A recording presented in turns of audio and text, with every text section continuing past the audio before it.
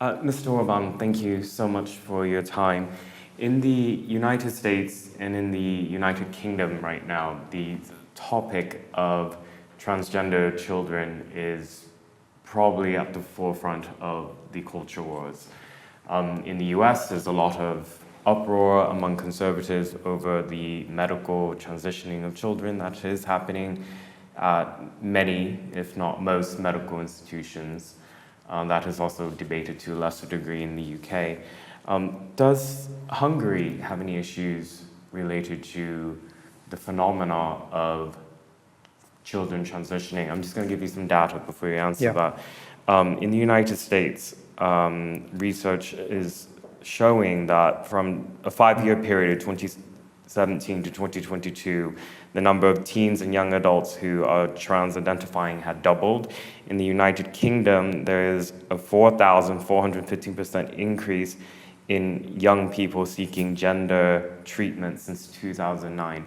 These are huge. I mean, this is a phenomenon. Is this happening in your country? Well, we realized just a couple of years ago that something similar is happening in Western Europe and in the United States.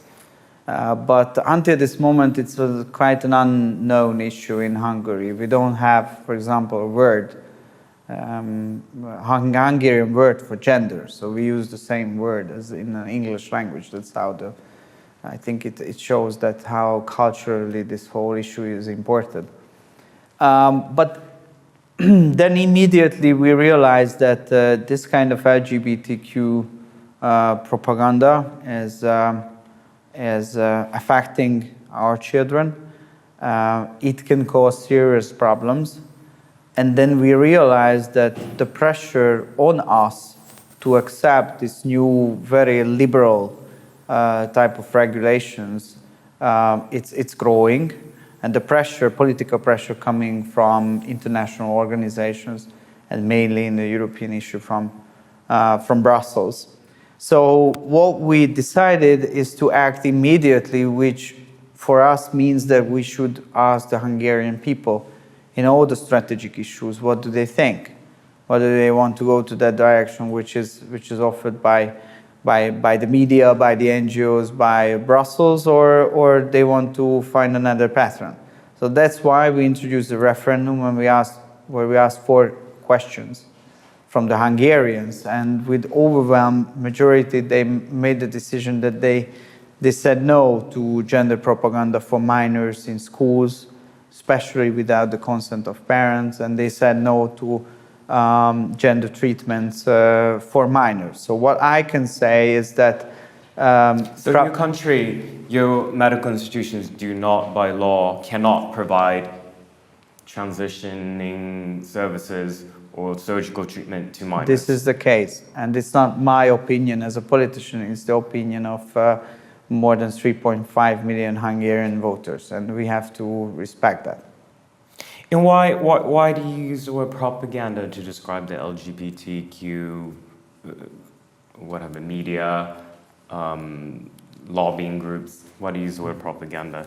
Because it's a type of propaganda. It's based on an ideology. According to our understanding, BLM and cancel culture, critical race theory, LGBTQ and gender issues currently are products of a neo-Marxist ideology where you only can go to one direction, or you only can think into one direction, and if you go against the mainstream, you try to disagree with them, then you are immediately attacked and cancelled.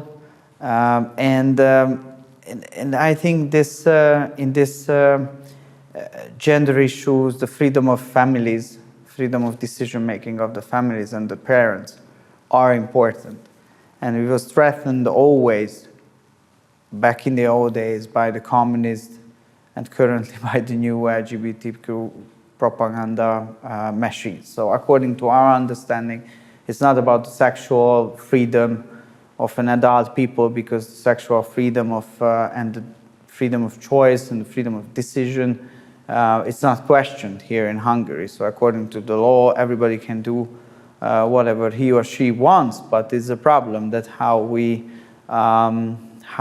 educate our children and what kind of information do they get, and how the school and how NGOs want to convince them to do something, sometimes against the will of the parents. And I think this is a red line. This is a no-go zone where the society should not turn into. And are you confident that in the long term that this political consensus can be maintained, given that your young people are going to be accessing the American TikTok, the American YouTube videos, the Instagram, and be exposed anyways to this gender ideology from America? Well, there is an ongoing cultural Cold War. It's out of question. And it's not only in Hungary, it's all over in the Western civilization, and through the language and through these platforms, all our children are connected. This is true, but as I see, probably you know better than mine, but as I see, there are some intellectual rebellions against these nonsense ideologies, which are coming mainly not from politicians, but from, especially in the American case, from teachers, from parents, from single moms and dads who are realizing that something is happening which is not good for their children, and they want to stand up, they speak against it, and something in a very slow way, but something is changing. What we know in Hungary, that the state and the government should back these people who are standing against these ideology and not accusing them. And this is a game changer. And we made the decision after the referendum that in every single legal institution we try to protect them and try to provide them freedom of information, freedom of choice, freedom of decision, freedom of speaking in a public life as well. And the state responsibility is not to cancel them or silence them, but to protect them. And I think the society, at the end of the day, will turn back from this dead-end street. Well, the EU is seeking to legally challenge your legislation on this ban on the so-called LGBTQ propaganda. Are you confident that the courts will rule in your country's favor? No, I'm not confident at all, but we are used to that situation. So what we keep telling to our European and Brusselian friends that at the end of the day, and by the end of this decade, it will be very obvious that Central European countries, they want to have a different way of life than Western European countries. So we accept that some Western European countries, they already made that decision that they don't want to support traditional families, but instead of this, they want to support immigration. They want to go further with the LGBTQ issues, with the drug liberalization, and with all the linked public policies.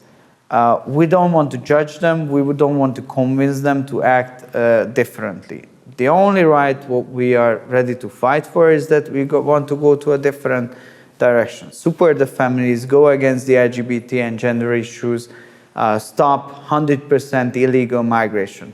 But we have mutual interest, none in this field, because we will not be able to convince each other. So we just have to somehow manage the peaceful coexistence.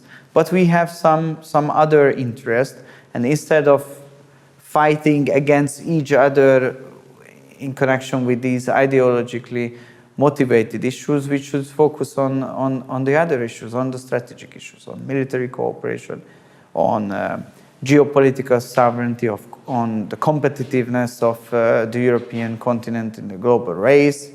And I hope that there will be one point where the Brusselian leaders will realize that it's much better for them if there is Central Europe on board with this side note than there is constant struggling and fight which is not strengthening, but instead of this weakening the European integration. Thank you for your time. Thank you.